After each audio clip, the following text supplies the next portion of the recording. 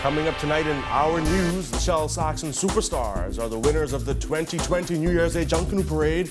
Plus, we've got the highlights from the first JUNKANOO Parade of a new decade. And cabinet ministers and other officials give us their New Year's resolutions.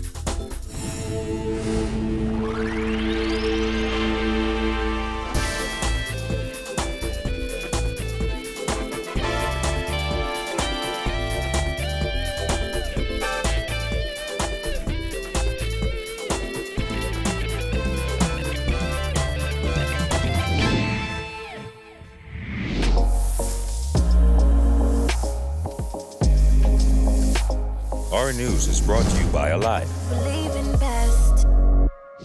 Happy New Year, Bahamas, and welcome to our news. Thanks so much for joining us. Topping news tonight, the Shell Saxon Superstars were announced as the unofficial winners of the 2020 New Year's Day JUNKANOO Parade. Chairman of the parade management team, ANTHEN, Mortimer, confirming that the group won every category during the parade. Here is him announcing the group results. In fourth position, with a score of 76.39, Roots. In third position, with a score of 81.10, One Family. The person who came in second place is a -1. Penalty was deducted from the second place winner, and the score is 81.44. The Valley Boys. And the winner of the 2020 New Year's Day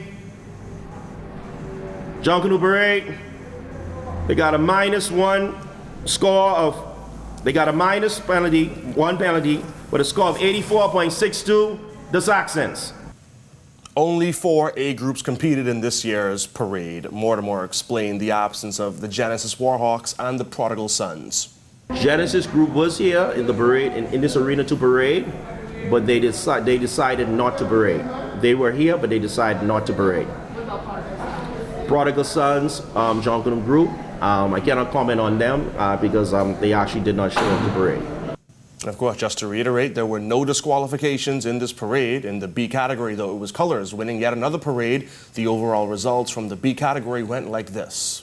In sixth position, with a score of 57.24, Red Land Soldiers. In fifth position, they were penalized 1 point.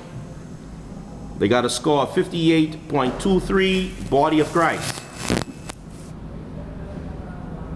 In fourth position, with a score of 59.44, Conquest for Christ. In third position, with a score of 64.45, Fancy Dancers. In second position, with a score of 64.94, the Original Congos. And the unofficial winner of the 2020 New Year's Day B Division is Colors, with a score of 78.33. Bahamians lined Bay Street early this morning to witness the first JUNKANOO Parade of the decade. BERTHONY McDermott was there and filed this report.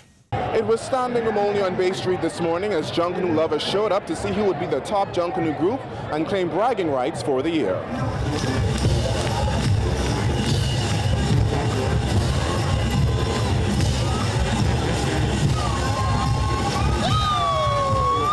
The first A category group to take Bay Street was Roots, with a variety of elaborate, colorful pieces to depict their theme, Splendor of the Mayans. However, these pieces were not enough to win the hearts and minds of these spectators. Roots look pretty, they big. To me, they got too much costumes for New Year's Day parade. You only required to bring 1 or 2.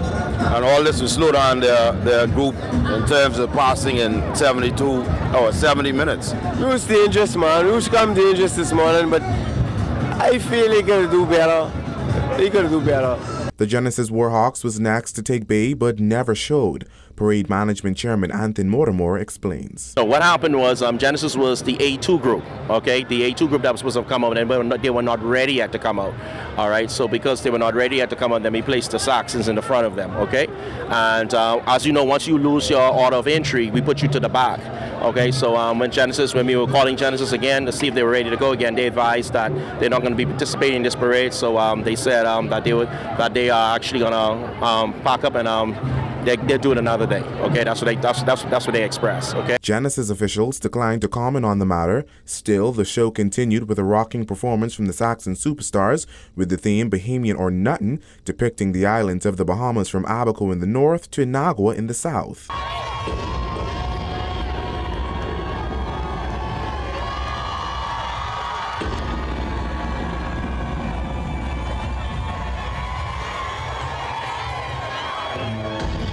The group also brought straw works to Bay Street and also represented many Bahamian icons. Despite their all-Bahamian theme, the Junkanoos got mixed reactions on their performance. I said the SAXONS get 2 straight because when the official results come out, we win that and we win this one, so that's 2 straight. They were wonderful. That was a winning performance? No, sir. So you don't think it was enough to win? No, sir. But you still think they were great? Yes, sir. I don't think they give their best, but you know, they could do better. They'll do better. Probably in the next round. I don't think they did bad. You think they did bad? No, I don't think they did bad. You think they did enough to win? No. The next A group to come down Bay was the reigning Boxing Day champs, the Valley Boys, with the theme The Games We Play, a similar theme to that of One Family on Boxing Day. Most spectators told our news team that they thought the performance by the Valley Boys was enough to take home the top position once again. Listen, on Boxing Day I predicted the Valley won. I've seen the Roots, I've seen the Saxons. It's over with, man. You know, you got to give it to the Valley Boys. They came on strong this morning. That boy Sammy Archer put a costume on Bay Street. Checkmate. Oh my God, it looked like a Boxing Day costume. So I said Boxing Day, Ale Bombaye. Today I say, Saw Chisholm here. And a loaf of bread right here. The Valley in the middle, and we do it right in here. The Valley Boys are winning parade. Whoever else coming out wasting their time. Mind you, One Family, that's cool. They're having a good time. I like to see them. I like to see them with the competition. But hey, the Valley Boys didn't get this, man. I the Valley. One Family came down Bay Street next, leaving behind a trail of snow with the theme Hot and Cold. The group also had fire-breathing dragons and ghost riders.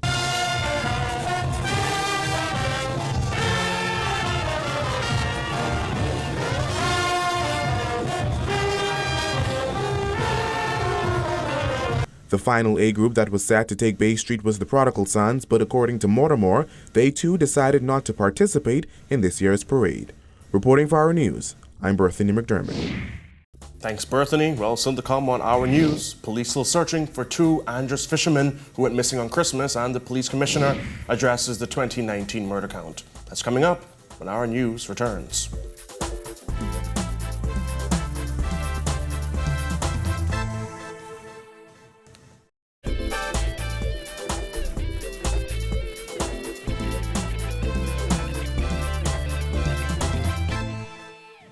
Welcome back to Our News. Police are currently seeking help locating 2 men who went missing on Christmas Day, according to reports. 49-year-old Harold Fitzgerald and 38-year-old Ryan Russell left Low Sound, Andros on a fishing trip in the vicinity of Jolters Key, approximately 10 miles from Low Sound. The men have not been seen or heard from since. According to Fitzgerald's stepson, Courtney Cartwright, the men departed Low Sound at 8 a.m. on Christmas Day on a 25-foot white open hull Mako en route to the Northwest Channel Light and were expected to return by 6 p.m. on Christmas evening.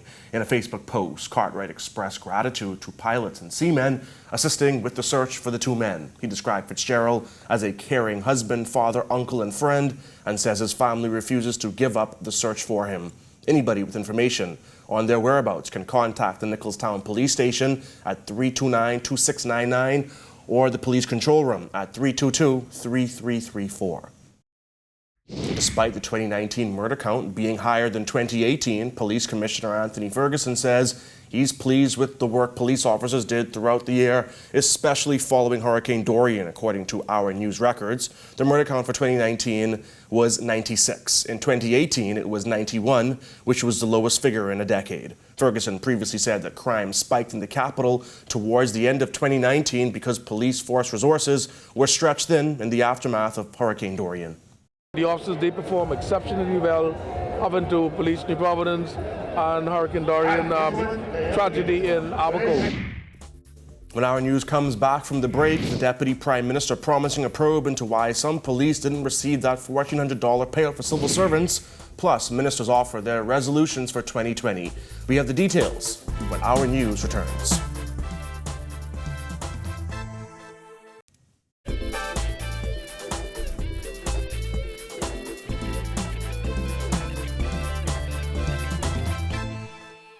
Welcome back. Government's looking into what may have caused about 300 police officers to not receive that $1,400 lump sum payment promised to public servants. That's according to Deputy Prime Minister and Minister of Finance Peter Turnquest. Speaking on the sidelines of the 2020 New Year's Day JUNKANOO parade, Turnquest said government is seeking clarity on whether officers who are on year-to-year contracts meet the criteria to receive the lump sum payment. They are a little unique because of that situation. As I say, officers apparently work for 25 years, and then at that point they retire, and then they go on a year-to-year contract where they get their salary plus 50% of their pension or something of this nature, and that is why they were missed out on this. So we're going to have to go back and look at that to see how we classify them for this purpose, and hopefully we can come to an amicable resolution to the issue. The DPM stressed the government is careful about opening the door for contract workers to receive the lump sum payments. We want to be careful that we don't open that box, because once you open the box to quote-unquote contract workers or year-to-year workers, then that becomes a huge issue for us. So we just want to make sure that we are consistent throughout the service with respect to who gets the grant. Meanwhile, Police Commissioner Anthony Ferguson says he has no intention to intervene in any way on this matter because he said it's out of his parameter. That is out of my scope, and I'm sure the staff association who represents its members, they know exactly what to agitate. So I keep out of that.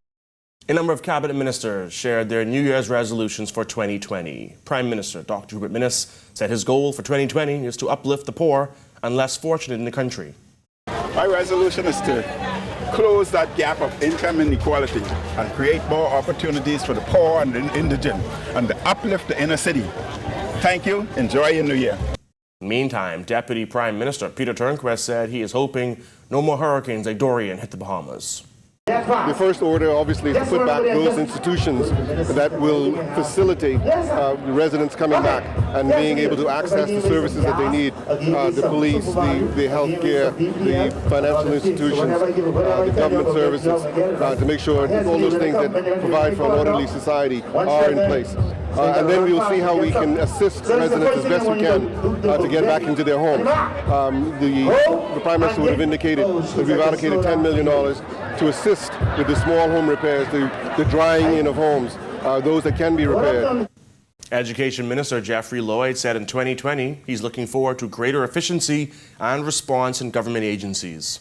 We've got to be more responsive for the Bahamian people. We've got to cut down on the timelines.